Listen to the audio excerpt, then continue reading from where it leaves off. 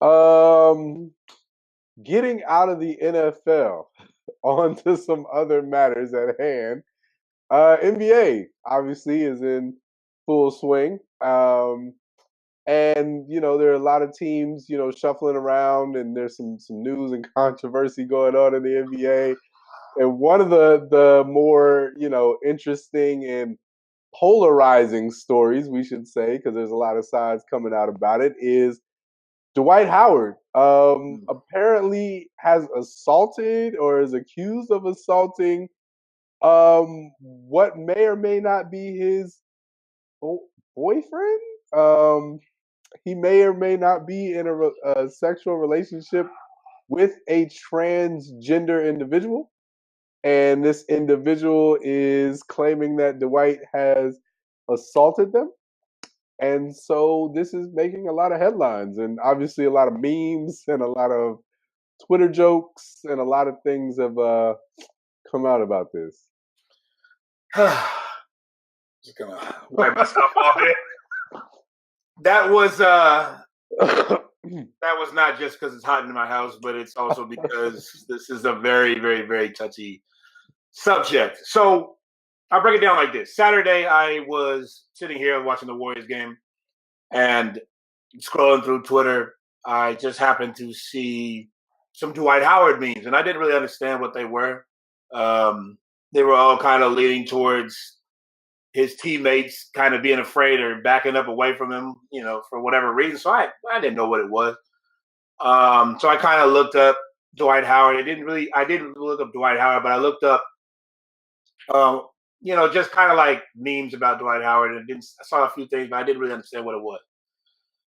Went to sleep. The morning I woke up, and it kind of bothered me that I didn't understand what it was because I kept seeing a little bit more and more, memes and stuff like that. So I actually just typed in Dwight Howard, and the first thing that popped up was Dwight Howard may or may not. This could be speculation, but this is out now. Be involved in a sexual relationship with a transgender individual. The person's name, I don't know if I'm getting this right, is Mason or Masson Elijah or Elijah.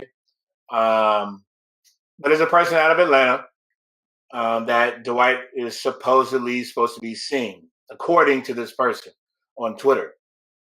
Saturday night, basically went off on Twitter saying everything about their relationship, saying he got receipts about what they did together, everything. And basically, but the more important thing was Dwight Howard threatened Mason, as well as his pastor, to keep quiet. So there was one tweet that said Dwight and Mason had met during the casting of Wild 'N Out, the show on MTV. Mm-hmm. They kind of got together, talked a little bit, they hung out, everything got, started going good, no problems, until Dwight started seeing somebody else. And that wasn't clear that Dwight was seeing a man or a woman. But it just said Dwight. Hold on. Was this person a part of the show? Not that it really matters, but were they a part of the show or were they just there? I want to say they were there. I didn't actually see the show, but they could have been in the background. You know how in Wild 'N Out they have all the people that are in the background and stuff like that. So it could have just been somebody that was with the cast, but maybe not on the show. Anyway, so fast forward, and Dwight started seeing someone else, and Dwight wanted Mason to sign a NDA, which is a non-disclosure agreement.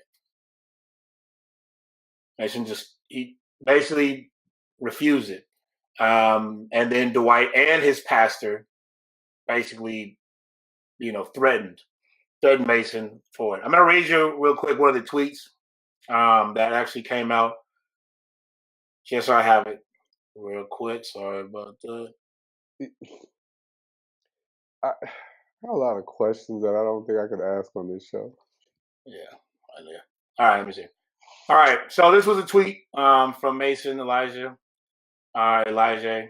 I was afraid to speak, but today my life was threatened after I was sexually harassed, threatened, and manipulated by someone I respected, my ex-boyfriend, NBA player Dwight Howard. and his camp also catfished, you all know that great show, by his disrespectful ass pastor. Mm. Those are strong words. I mean, it's got a picture of Dwight and everything on here. It's not like trying to sugarcoat anything. So this is what I did. I actually wrote a story on this on the flagrantfoul.com, so you can go read that after you view this video. But what I'm seeing from this is basically Mason's not afraid to say what he has to say. That's just what it is. I mean, it's not. It's a very touchy subject, obviously. I don't want to get into it because I don't know how Dwight feels. I don't know what the situation is between them, but I can say this: if this is true, I can understand why Dwight is trying to kind of hide everything and have Mason sign this non-disclosure agreement, because the NBA sports world, I should say, is kind of cruel. Yeah. There have been incidences where things have happened to players that have come out that have spoke about their sexuality. So, Dwight being a big polarizing figure, very, very marketable person, even though he is in the back end of his career. Yeah, very, very bad. I mean, we're not going to talk about his terrible basketball playing. We're going to leave that out here. But my favorite part of this story. Well, yeah, I mean, that's a whole other discussion for a whole other day. Yeah. So, but it's still a big story because, I mean, you still have to go in the locker room with your teammates. You also still have to go play on the same court as other men that probably have read this story already or probably have known anything about this. I mean, because if I'm sitting here and I know about it, and everybody who I've talked to so far knows about it or has read Mason Lysa's tweets or have seen the memes, they've all already made their public or their opinion about it publicly to their friends or whoever. So this has already probably got back to Dwight as well. Actually, I'll say this. Dwight's baby mama, who was on Basketball Wives, actually was posting about it on her Instagram. I just remember that. She was posting about it. She actually had, how they have the popcorn with somebody eating the popcorn all frantically, like a movie, you know what I'm saying? Like something is like really into it. She posted that about it. Like I'm just gonna have to keep my mouth shut. And then obviously somebody commented under it talking about that's your baby daddy, this. And she said that was 12 years ago. I don't know what he do now. Yeah. You know what I'm saying? So yeah, I first of all, let me just say this: the Flagrant Foul takes a strong stance against domestic abuse, period. No matter who it's against. So if there's harassment or abuse or whatever going on, shame on you, Dwight Howard. right. Second of all, you are absolutely right when you say that the sports world can be very critical, and super hypercritical with social media. They get to you fast. They hit where it hurts, and they do their best to try to like embarrass somebody. So I with you can also understand that if all of this is true, why Dwight Howard would keep it under the rug. So all I can say is that, again, if it is true, Dwight, at the end of the day, you do what you do off the court. That's your life. But keep your hands to yourself. Don't be harassing somebody.